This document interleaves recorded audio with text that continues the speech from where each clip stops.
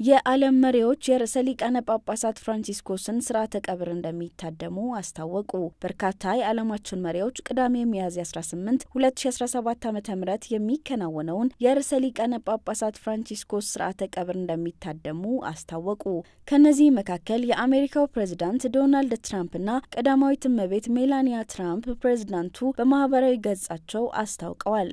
የአርጀንቲናው ፕሬዝዳንት ዣቪየር ሚሌይ በስርዓተ ቀብሩ እንደሚገኙ ሲያስታውቁ የብራዚሉ ፕሬዝዳንት ሉላ ዳ ሲልቫና ቀዳማዊት እመቤት ጃንጃ እንዲሁ አስታውቀዋል።